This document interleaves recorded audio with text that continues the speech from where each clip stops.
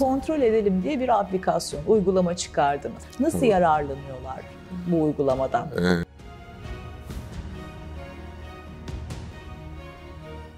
Basitçe anlatmak gerekirse, siz bir araba alacaksınız. Hayatınızda ya 2 ya da 3 kere alıyorsunuz belki bir arabayı.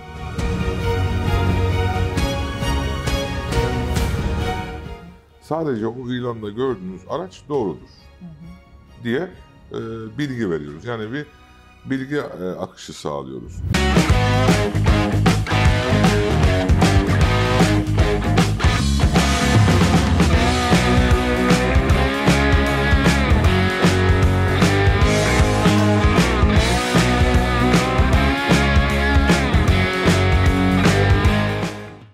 Merhabalar efendim, nasılsınız? Beni sorarsanız her zaman söylediğim gibi bomba gibiyim. Bu video özel olacak. İlan sahtekarlığına son veriyoruz arkadaşlar. Biraz sonra çok önemli bir uygulamanın yaratıcısı Emekli Emniyet Müdürü Yasugay Aksakal'la sohbet edeceğim. Eğer siz de ikinci el araç almak istiyorsanız internet üzerinden bence videonun başına gelin. Görüşürüz. Evet arkadaşlar, sevgili Emekli Emniyet Müdürümüz Yasugay Aksakal'ın yanındayız ve ilan sahtekarlığıyla ilgili onunla sohbet edeceğiz şimdi. Merhabalar, nasılsınız? Sağ olun, teşekkür ediyorum. İyiyim. Vakit ayırdığınız için teşekkür ederim. Kontrol edelim diye bir aplikasyon, uygulama çıkardınız. Çok güzel, insanların hayatını kolaylaştırıyor ve sanırım 1 sene ya da 2 sene oldu, tam bilemiyorum. Ama biraz bahseder misiniz? Vatandaş ve izleyici de fikir sahibi olsun. Nasıl yararlanıyorlar bu uygulamadan? Önce uygulamanın sistemin ne olduğundan biraz bahsedeyim. Lütfen. Bu sistem aslında ihtiyaçtan doğan bir sistem. Biz zaten emekli olduğumuz için, emekli polisler olduğumuz için çoğu insanların ve arkadaşlarımızın, yakın çevremizin bir takım işlerini hallediyoruz. Şehir dışında olan arkadaşlarımızın işlerini. Bu konuda bunlardan bir tanesi. Yani şöyle çok bize talep geliyor dostlarımızdan, arkadaşlarımızdan. İşte abi ya bir ev alacağım, bir araba alacağım, bir bakar mısın doğru mu değil mi diye. Çünkü bizim gözümüz başkadır. Mesleki bazı yetilerimiz vardır bizde. Tabii, muhakkak. Biz bunu yapıyorduk. Her hizmet ihtiyaçtan doğar düşüncesiyle bu konunun üzerine yoğunlaştık. Dedik nasıl bir model yaratabiliriz? Yani yeni nesil iş modelleri var biliyorsunuz. Farklı meslek grupları, mesela avukatlar, muhasebeciler, tıp, doktorlar ve yan tıbbı destek olan bazı sektörlerin hep böyle yeni nesil bir takım startup işleri var. Dolayısıyla bugün bazı uygulamalara baktığınızda avukatların işte application'ları var. Yardımcı olan application, muhasebe programları var. İşte antrenman programları var, sağlık gibi. Biz de meslek grubumuzda nasıl bir yeni model iş metodu ve iş karakteri yaratabiliriz diye düşündük. Kontrol edelim uygulamasını meydana getirdik. Yeni nesil, 4. nesil iş modellerinden giderek, bu fikirle giderek kontrol edemi yarattık. Kontrol edem kısaca şudur. Tabii gelişen internet sektöründe, alışverişinde her yerde olduğu gibi dünyada da böyle, Türkiye'de de böyle art niyetli insanlar çoğalıyor. Maalesef. Dolayısıyla biz bu sistemle internet üzerinden yapacağınız alışverişlerde ilanın doğruluğunu, doğru olup olmadığını kontrol eden bir sistem yarattık. Evet. Bu sisteme de ilk oto sektöründen başladık. Araba sektörü. Çünkü mağduriyetlerin çoğu burada oluyor. Doğru, haklısınız. Örneğin basitçe anlatmak gerekirse siz bir araba alacaksınız. Hayatınızda ya 2 ya da 3 kere alıyorsunuz belki bir arabayı. O da sizin için önemlidir. Çünkü çocukluğumuzdan beri bir araba, ev çok önemlidir bizim için. Araba başka bir şehirde, uzakta. Örneğin işte Gaziantep'te. Şimdi sizin gidip o arabaya bakmanız, işte uçağa bineceksiniz ya da arabanıza gideceksiniz. Size bir maliyet, bir zaman kaybı, ondan sonra gittiğinizde arabanın doğru olup olmadığı, gittiniz yanlış çıktı veyahut da gittiniz farklı böyle kötü niyetli kişilerle karşılaştınız gibi bir sürü sıkıntılar var. Dolayısıyla Siz seçtiğiniz arabayı bizim sistemimizden bize gönderiyorsunuz bilgisini. Bizim o bölgedeki emekli polis arkadaşımız, dolayısıyla sistem tabii emekli polislerden ve asker emeklilerinden oluşuyor. Evet. Ekip kimlerden oluşuyor diye. Gidiyor, sizin adınıza ilanı kontrol ediyor. Yani diyor ki evet, biz geldik, baktık, sizin gördüğünüz ilandaki bu araba doğrudur. Alışverişinizi yapabilirsiniz. Ama teknik olarak herhangi bir şeye karışmıyoruz biz. Aracın teknik doğruluğuna karışmıyoruz. Sadece o ilanda gördüğünüz araç doğrudur diye bilgi veriyoruz. Yani bir bilgi akışı sağlıyoruz. Biz bilgi gönderiyoruz. Peki Yasukay Bey, Türkiye genelinde kaç tane personelimiz var? Ekipte kaç kişi var bu hizmeti verebilecek olan? Şu an 170 kişi ile 40 ilde çalışıyoruz. 40 ilde. Fakat 64 ile çıkabiliriz. Çünkü taleplerimiz bayağı fazla. Evet. Arkadaşlarımıza istihdam sağladığımız için ama biz sistemin gelişmesini, büyümesini verdiğimiz hizmete göre personel istihdamını dengeli sağlamak istiyoruz. Çünkü siz de bilirsiniz ki insanlar bir iş ihtiyacındalar. Bu iş ihtiyacını karşılamak için de arz talep olması lazım. Bu arz talebi de orantılı şekilde yakalayıp orantılı bir şekilde personel istihdamını yaratmaya çalışıyoruz. Örneğin Hakkari'deki bir personelimizi orada tutup da yani oradaki işin zayıflığına göre onu bekletmek istemiyoruz.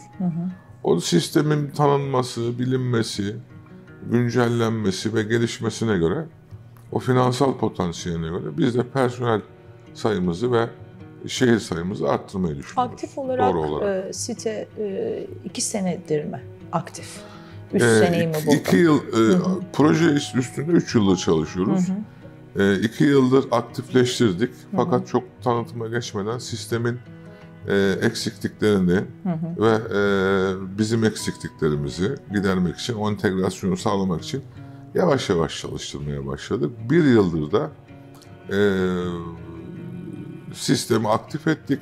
Fakat çok böyle reklam, tanıtımlara girmedik. Dediğim gibi biraz titiz davrandık burada. Mesleki titizlikten dolayı. Gene de son bir senedir bayağı rağbet görüyor size. 1 yıldır doğrudur. 1 yıldır rağbet görüyor. Tabii zamanında geldiği için karar verdik ve sistemi tamamıyla herkese açtık. Uygulamaya açtık. Kamuoyuna açtık. İnşallah faydasını görecek Bence insanlar. çok faydasını görecekler. Haftanın her günü mü hizmet veriyor sistem? Üyelerimiz hizmeti 7/24 alabilirler. Çok güzel. Alabilirler. Fakat bizim hizmeti verme saatlerimiz sabah 9 akşam 6 arasında. Neden böyle? Çünkü sadece ilan kontrolü değil bizim hizmetimiz. Evet. Eğer istiyorsa üyemiz, biz onun adına da Türkiye'nin en büyük ekspertiz firması var, Otorapor. Otorapor bizim partnerimiz. Evet. Büyük bir firmadır o da. Sistemde birbirimize destek oluyoruz. Buradan ekspertiz hizmeti de verebiliyoruz. Dolayısıyla resmi mesai saatlerinde verebiliyoruz bu hizmetleri. Bir de şöyle bir aksiliğimiz olabiliyor. Satıcı o an müsait olamıyor. Kendisi akşam gelin, ben çalışıyorum, İşte 8'den sonra, 7'den sonra gelin gibi bazı taleplerinde bulunduğu için diyelim siz sabah 9'da bize ilan gönderdiniz ama mecbur onu akşamda bakabiliyoruz. Evet. Böyle kaymalarda yaşayabiliyoruz. Ama hizmeti genelde mesai saatlerinin 1 saat erken, 1 saat sonrasında ya da 2 saat sonrasında da verebiliyoruz. Ama 7/24 hizmet talebinde bulunabiliyorsunuz. Anladım. Peki buradan şunu çıkardım. Diyelim ki müşteriyim, bilgilerimi girdim. Aracın bilgilerini sitede paylaştım sizlerle. Kendim de satıcıyı arayıp ben böyle bir sisteme başvurdum, sizi arayacaklar dersem işim daha mı kolay yürür? Tabii şu anda daha kolay olur. Çünkü yeni tanınmaya başlıyoruz. Yeni bilinmeye başlıyor. Şimdi bakın, yeni bir takım işler bazı toplumlarda çabuk kavranılır ve kabul görür. Doğru. Bazı toplumlarda biraz zor kabul görür. Mesela bize Adam Üsküdar'da oturuyordur, Tuzla'ya taşınmışlar ama hala berberine Üsküdar'a gider. Doğru, evet. Biraz böyle bir toplumuz yani. Maalesef. Bağlı bir toplumuz değerlerine. Dolayısıyla yeni şeyleri insanlara aktarırken insanlar hep bir şüpheyle, hep böyle bir kafalarındaki bir farklı olgularla da gelebiliyorlar bize doğal olarak. Çünkü ben bunu başka bir sistem Avrupa'da yaşadım, Amerika'da da yaşadım. Bir takım yeni sistemler, yeni sistem yaratıcılarına da orada arkadaşlarım vardı, görüştüm. Oralarda bazı sorgular daha az yapılıyor, güveniliyor ve kabul görüyor. Hızlı kabul görüyor bu sistemler. Ama burada tabii öyle değil. Biraz farklıyız biz. Onun için Güvensizlik çok belki de halkın içinde. Güvensizlik bir de bizim kendi demin bahsetmiş olduğumuz bir yapı gibi geliyor bana. Bu benim kendi yorumum burada. Dolayısıyla biz burada hizmeti verirken insanların ne istediklerine dikkat ediyoruz. Peki Yusukay Bey, şunu da merak ediyorum. Müşteri olarak bilgileri paylaştım. Yani vatandaşın ağzından soruyorum size bu soruları. Çünkü gerçekten hani kontrol edelim mi, aplikasyon olarak telefonlarına yükleseler ya da web site'e girseler onlar da bunları merak edeceklerdir eminim ki hizmeti kullanmadan önce. Bilgileri paylaştım, ekibinize yönlendirdiniz, baktılar, ettiler. Bana raporu, araç hasarlı mıdır, gizli hasarı var mıdır, ne kadar sürede gelir? Şehrin büyüklüğüne, özellikle trafiğin müsaade ettiği sürelere, artı satıcının müsaitliğine göre değişkenlik sağlıyor bu konu. Fakat örnek vereyim, Konya'da biz 1 saat içerisinde, evet, 1 saat 15 dakika içerisinde hatta ekspertiz ve ilanın doğruluğu bilgisini beraber olarak üyemize ulaştırmışlığımız da oldu. Bu tamamıyla dediğim unsurlara göre koşullara, hayat şeydir. koşullarına göre şekil değiştiriyor diyorsunuz. Doğrudur. Hani bizim İstanbul'da trafiğin el verdiği sürece bir noktadan bir noktaya, gerçi 3 bölgede de var bizim arkadaşlarımız. 34 tane personelimiz var İstanbul'da da. Bu koşullara el verdiği sürece en kısa zamanda hizmeti, bilgiyi aktarıyoruz. Şehir dışı olursa veriyoruz. 1-2 gün sürebilir, satıcıya da bağlı. Şöyle söyleyeyim, Mardin'de bu süre daha kısalır. Evet. Ama Antalya'da bu süre biraz daha uzayabilir. Tamamıyla bizim arkadaşımızın o bölgeye yakınlığı ve dediğim gibi üyemizin müsaitliği ve trafik koşullarının bize müsaade ettiği sürece bana 1 saat 15 dakikada da bilgi verdiniz. Evet. Bana bir personel adadınız. Gitti benim için Adana'da atıyorum araca bakmaya. Bana bilgilerini paylaşıyor musunuz personelinizin? Ben onu arayabiliyor muyum müşteriniz olarak? Direkt birinci ağızdan öğrenmek için. Yoksa bir atıyorum 850'li bir hattımız var, onun üzerinden mi gidiyoruz? Evet. Karşılıklı birbirimizi biliyor muyuz? Sahadaki personelimizi direkt bir irtibatta bulunmuyorsunuz. Ama merkezimizi 7/24 arayabilirsiniz. Evet. Telefonla. Akıbeti tamamıyla yazılım üzerinden bir haberleşmeyle. Evet. Bizim personelimiz gidip sizin için o araca bakıyor. Aracın detaylı fotoğraflarını çekiyor ayrıca.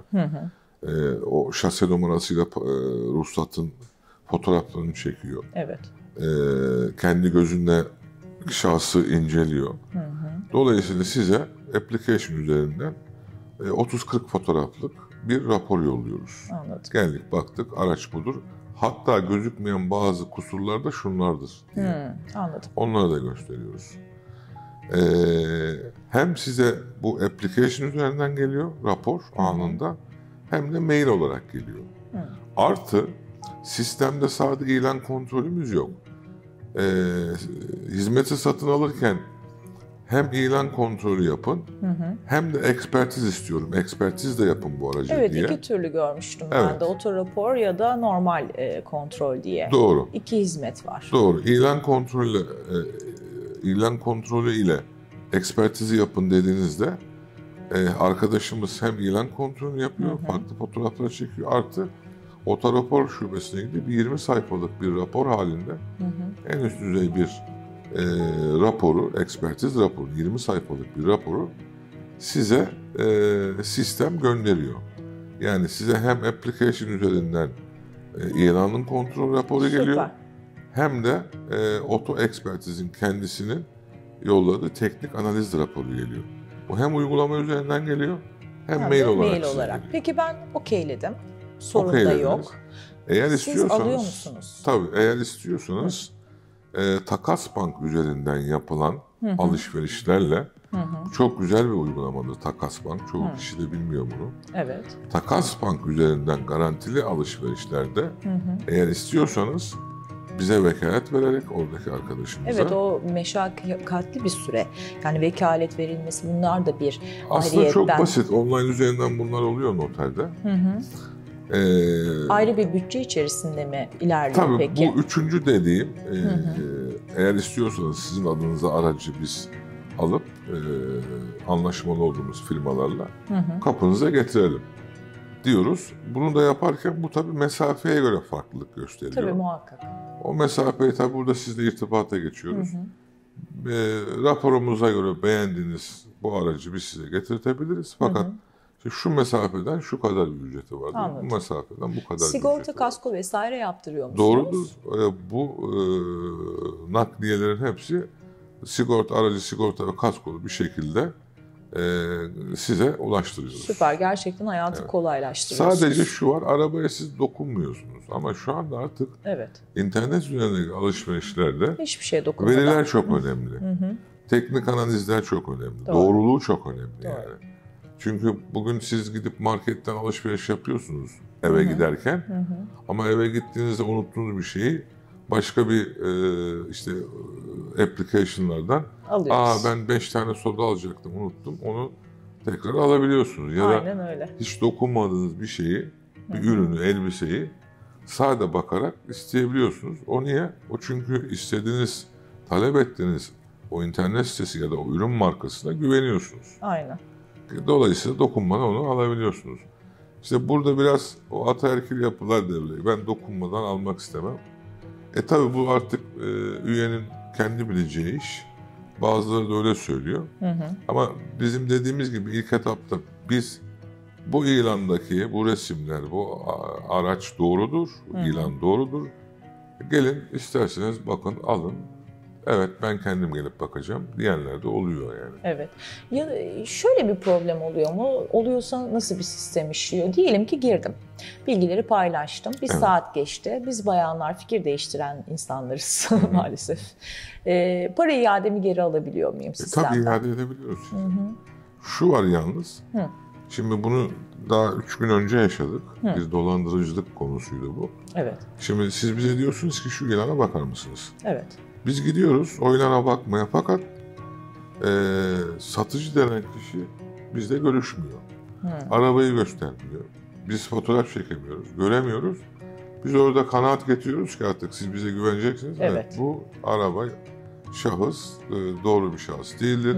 İlan doğru değildir, size bilgi veriyoruz. Zaten amacımız size bundan dolayı Bu, danışmak tabii yani, oluyor. Evet. bu bilgiyi de verebiliriz. O zaman siz bir dolandırıcıyla karşılaştığınızı anlıyorsunuz. %99. Evet. Geçen böyle bir olay oldu. Hatay'dan bir alıcı Samsun'daki bir satıcıdan araba almak istiyor. Gidildi, bakıldı. Araba orada ama satıcı başka, araba sahibi başka. Araba sahibi bir Suriyeli vatandaş, ortada yok. Biz konuyu Bayağı çözdük. karışık. Aynen, bir dolandırıcılık konusu oldu ve bir anda binip apar topar kaçtılar, gittiler. Evet.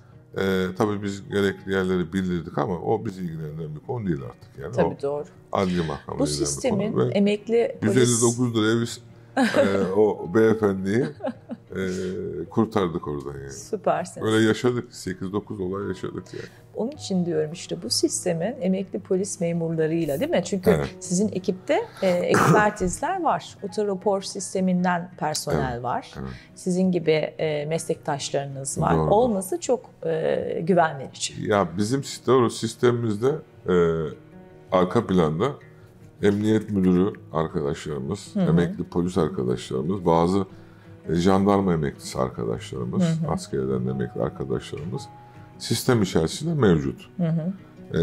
Bu tabii demin dediğim gibi, ilk başta dediğim gibi bizim mesleki yetilerimiz var. Tabii. Biz bu yetilerimizi yeni nesil bir iş modeli haline getirerek nasıl bir hizmet veririz ve bu hizmet karşılığında nasıl bir ticari olgu oluştururuz?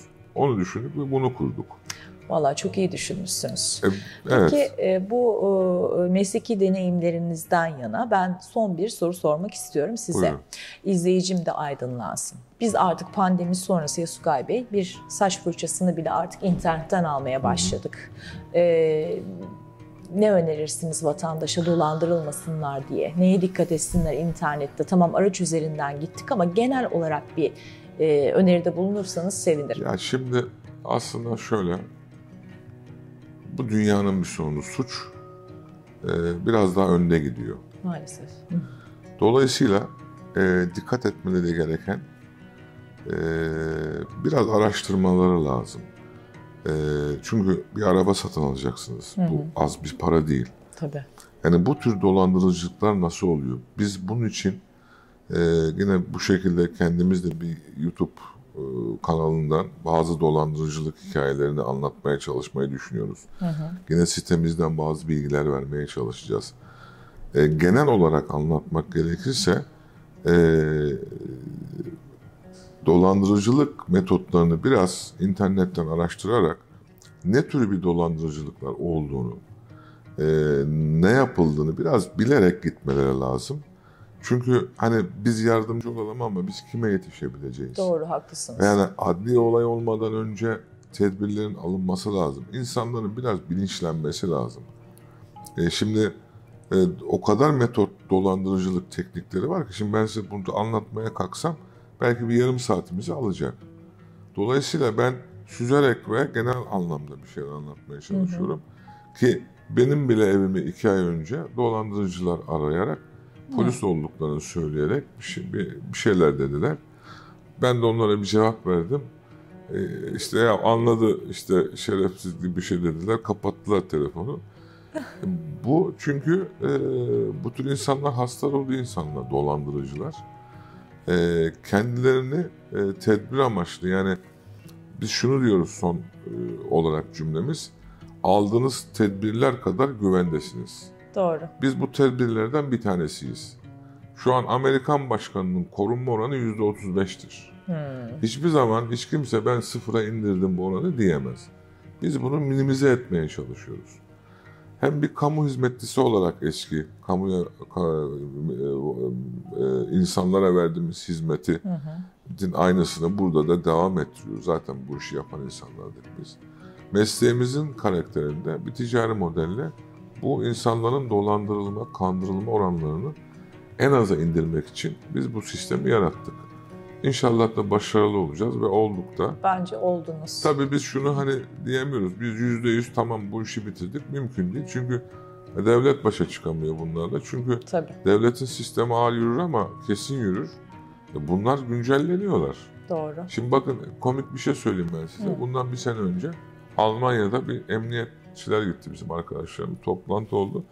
Bizim telefon dolandırıcılarımız Almanya'ya sarkmışlar. 80 milyon euroluk bir dolandırma yapmışlar orada. Biz ihtiyarlara, yaşlılara, Maşallah. polisi Şimdi tabii iyi bir şey değil bu. Hani mecazi olarak gülüyoruz ama tabii iyi bir şey değil. Oradakiler de insan. Tabii canım. Yaşlı insanın parasını alıyorsun çalışmış yıllardır. Bu konuda biraz ihtisaslaşmaya çalışıyoruz. Yani internet üzerindeki dolandırıcılığı. Nasıl engelleriz, nasıl yardımcı oluruz insanlara? Dolayısıyla biz de gelişeceğiz. Bildiğimiz konu ama insanlara bunu aktarabildikçe, insanlara bunu söyleyebildikçe, çünkü çok küçük miktarlarda olan bir şey bu. Yani siz 150-200 bin liradan aşağı bir araba yok. Onu almak için siz bizi bilseniz 150-200 lira, 300 liralara, sizin oralara gidip 1500-2000 lira harcamadan, artık güvenlik riskiniz olmadan cüzi miktarları sizin uygulamanız üzerinden vatandaş yardımcı oluyor. 300-400 liralar, en fazla 500 liralar. Biz bu konuları orada hallediyoruz. Hem istihdam yaratıyoruz emekli arkadaşlarımıza, hem de ara bir hizmet gibiyiz. Yani hani devletle vatandaş arasında yasal hizmet veren danışmanlık firması olarak da biz bunu yapıyoruz. Bir ara bir hizmet sektörü yarattık.